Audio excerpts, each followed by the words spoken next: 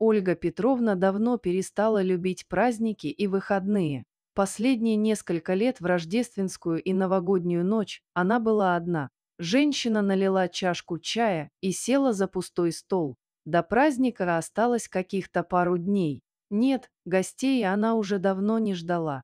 У коллег и подруг есть дети и внуки. Ольга же была давно одинока, с мужем развелась, а единственный сын Максим погиб на чужой и никому не нужной войне.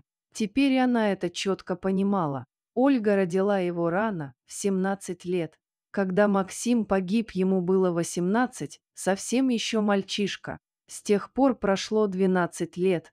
Поначалу было очень тяжело, хоть волком вой. Не могла смириться женщина со смертью сына.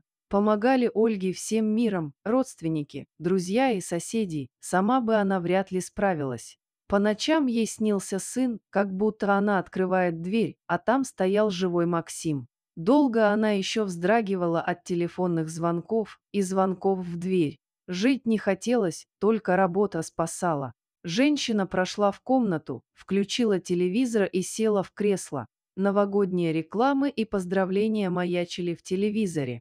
По ту сторону экрана люди были счастливы, а мальчик из рекламы так похож на ее маленького Максима. По щеке женщины покатилась слеза, проклятая война отняла у нее все, ребенка, счастье и радость. Не осталось ни желаний, ни надежд, а ведь ей всего 47 лет. Могла бы еще родить. Каждый Новый год был похож на предыдущий. Она по-прежнему делала традиционный салат оливье. Воздух наполнялся ароматом мандарин. Маленькая елочка стояла на тумбочке, вся в игрушках и огоньках.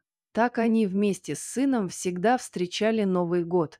Сердце ее застонало от боли, и как вдруг захотелось сейчас быть рядом с ним. И неважно где, на этом свете или на том. Ольга Петровна выключила телевизор и выглянула в окно, а там снова шел снег.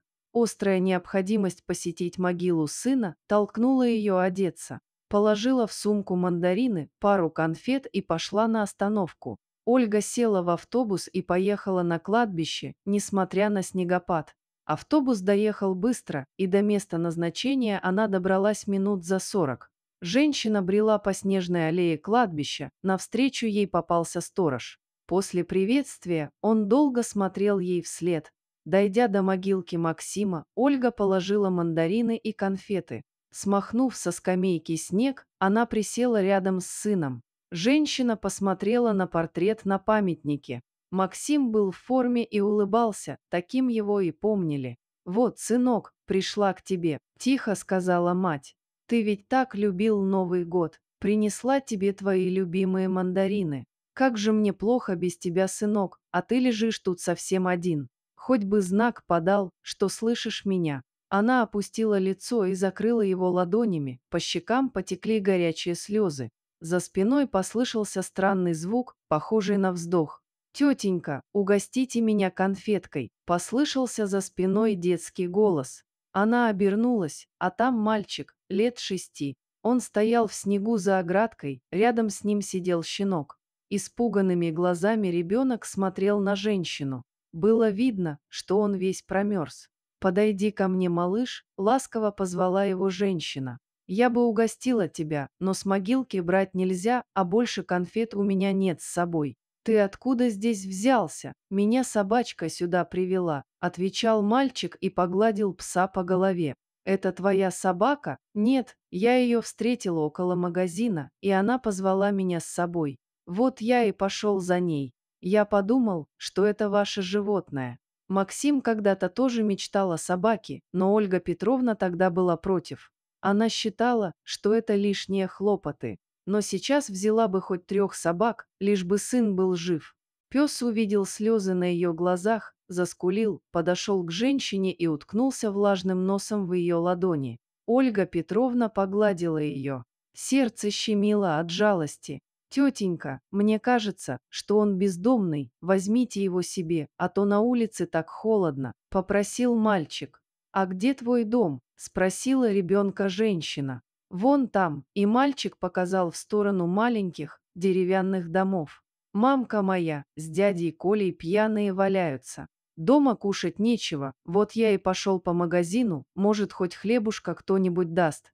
Господи, да как же так? Удивилась Ольга Петровна. Холодно тебе и голодный небось. Пойдешь ко мне в гости, у меня салат оливье есть и конфеты с мандаринами. Только маму свою предупреди. Мальчик закивал головой. А собачку с собой возьмем. Ну, конечно, куда же мы теперь без него? А зовут-то тебя как? Спросила женщина.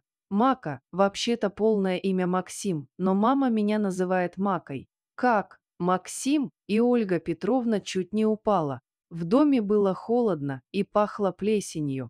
Кругом были раскиданы пустые бутылки и какие-то тряпки. На старом диване лежало два тела, до которых минут 20 Ольга Петровна пыталась достучаться. «Нет, они теперь до утра не проснутся», — сказал Мака, крепко сжимая своей ручонкой теплую ладонь женщины. «Я им записку напишу», и Ольга Петровна достала из сумки блокнот и ручку. Написав на листке адрес и домашний телефон, она приколола записку на дверь комнаты. «Ну, вот теперь смело можно отправляться в гости», — сообщила она мальчику и его другу-песику. Щенок поднял на нее умные глаза и вильнул хвостом. Женщина нагнулась и погладила малыша. Он доверчиво прижался к ней всем существом. От ее одежды пахло домашним теплом. Мальчик уплетал за обе щеки салат, пил чай с конфетами и смотрел весь вечер мультики. У теплой батареи лежал сытый щенок. Прошла новогодняя ночь, а за мальчиком так никто и не пришел. Обеспокоенная женщина решила съездить к матери ребенка.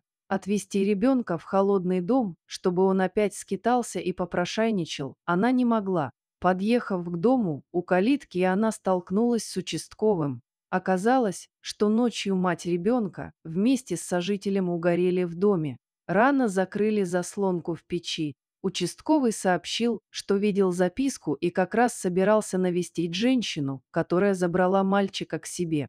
«А вы кто ему будете?» – уточнял милиционер, записывая паспортные данные Ольги Петровны. «Я его крестная мать», – не задумываясь, ответила женщина. «Хорошо, пусть парнишка пока поживет у вас, потом с вами свяжутся».